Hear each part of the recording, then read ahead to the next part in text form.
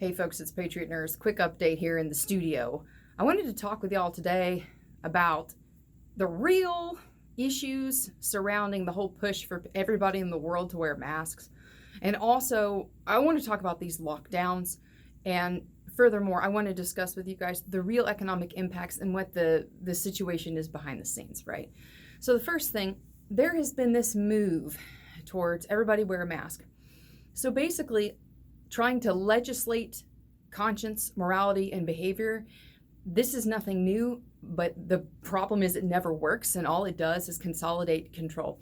And, when you've got people, especially in the news media, who are poo-pooing the Constitution, right, and saying that the need to wear masks trumps the Constitution. Like, you're talking people who are emotionally incontinent and people who are historically illiterate, right? When the founding fathers were drafting the Constitution, epidemics like typhoid, like smallpox, and malaria were very commonplace, okay? And I'm talking typhoid being rampant, not just in southern portal areas, but also in the north, okay?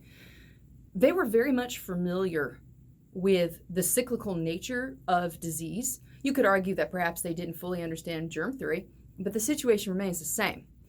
There was always a prevailing idea as to what the cause of disease was. Back then it was vapors, right? Vapor theory. If the founding fathers would have wanted a government, local, state, federal, or otherwise, to be heavy-handed in its protection of the populace against disease, they would have been very specific about its powers in doing so, but they weren't. Quite the opposite, right? They drafted the Constitution as a blueprint against government to limit its power, especially in times like this, especially in crises. People seem to be forgetting that we have lived in, really from about the 1920s onwards, we have lived from a human and definitely from a Western standpoint in a bubble, right? Where people die when they're 102 and no babies ever die. Or if they do, that's something that happens to other people. We have lived a very isolated and rather cushy existence. Now, I'm not dismissing anyone suffering who has experienced the loss of people that they love in those categories, God forbid. But we need to be scholastically honest and historically informed about the nature of government in crises that have to do with people's health. I have worked with several people who were constitutional minded, who were in the healthcare field, but not many. People involved in healthcare overwhelmingly have a limited understanding of civics, of economics for sure, especially macroeconomics, and they understand even less about business, okay? So vesting all of our hope and all of our messianic aspirations, like there's some figure that's going to come down from on high and save us who wears the badge of government, that's irrational. And one of the things that I've noted specifically is not only in my own interactions, but in seeing the way that the news media is portraying young people as callous and don't care about older people, etc. Hair twirl time. Let's twirl the hair. Wee, twirl the hair. One of the things that I have noticed is that there is this weaponization now of seemingly every nuance and every subcategory of people.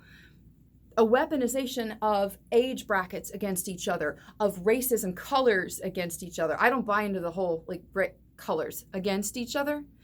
And it's sick. The entire thing is to divide and conquer. First it was let's split colors from people, but that's been going on for a long time. Now it's we've got to weaponize, family members in different generations against each other, right? Which I find is funny, okay? Because the latest news has really been poo-pooing young people for not wearing masks. But have you noticed that there's this sort of pontification, this very patronizing, holier-than-thou narrative coming from the institutions of government tasked with maintaining our health? They seem to be putting down young people for not wearing masks. My question as a nurse, if you really were being a responsible health promotional advisor, why are you not instead advocating and requesting that young people who are at a greater risk of contracting the Big C donate their plasma after recovery? If you really are about saving lives, right? So I'm not saying, of course, that masks don't have a place, But I am saying that this nonsense about shaming people and about, again, shutting businesses down and creating a cult, this is a cult mentality. And people don't seem to realize that. Like, we are being patronized and indoctrinated like classic cult behavior. If you don't do what the other sheep do, then bad, you're bad, you're bad. I'm not for that. I'm not saying go and sneeze on everybody for heaven's sakes or hawk up a loogie and spit on the floor. No. Like, it seems to me, though, that this agenda is far, far bigger than anything having to do with health. And so I see that this, frankly, has everything to do with the election coming up.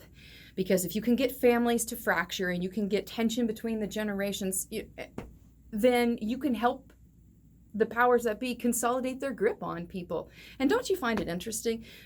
Overwhelmingly, the people who are clamoring the loudest for more shutdowns and more control and more government come save us, they don't work. They don't work. They receive a check from the taxpayers, but overwhelmingly the people who are clamoring the loudest for do something, they don't work. The people who want to be left alone to run their businesses without the heavy hand of government shutting them down again, they're people who work from a whole bunch of varieties of ages on the spectrum. And I see overwhelmingly that people who do work, who do see the corollary between sweat of the brow and food on the table, they're the ones who say, you know what, like, I choose to go out today, I choose to wear a mask, but I'm not going to tell somebody else what to do, or tell this person that their children have to starve because I'm not comfortable with their nail salon opening or their restaurant opening.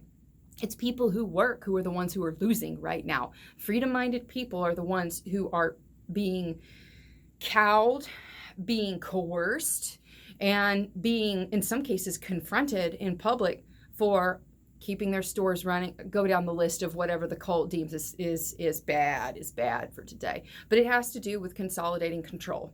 And I don't subscribe to it.